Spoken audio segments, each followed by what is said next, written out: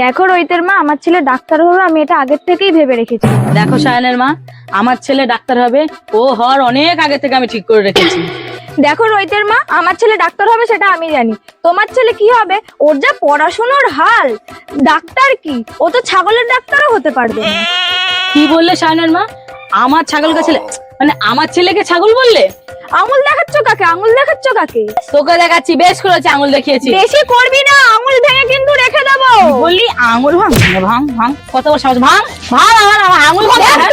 আমার ছেলেকে আমি বড় বড় ডাক্তার তৈরি করবো। তোর ছেলেকে আমি তোর ছেলেকে আমার ছেলেকে বলেছিলাম, আমার ছেলে আগে থেকে ঠিক করে রেখেছে। দেখো আমার ছেলে ডাক্তার হবে, দেখো ছেলেকে বড় আছে, এদিক ওদিকে ঘুরে বেড়ায়। আমার ছেলে কত ভালো তুই জানিস? আমার ছেলে ডাক্তার হবে, আমার ছেলে ডাক্তার হবে। বকা বলে বেশি কথা বলে, ঠিক আছে?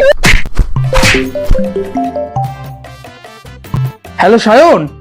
হ্যাঁ রোহিত বল, কি করছিস ভাই? আরে আমি তো এখন একটা বিড়ি কোম্পানির ব্র্যান্ড অ্যাম্বাসেডর, তারই শুটিং এ এসেছি।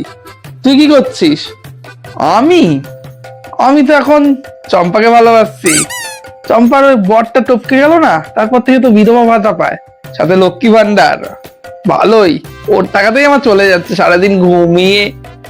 আর আবার তো শুনেছিস আমরা তো এবার থেকে বেকার ভাতা পাবো।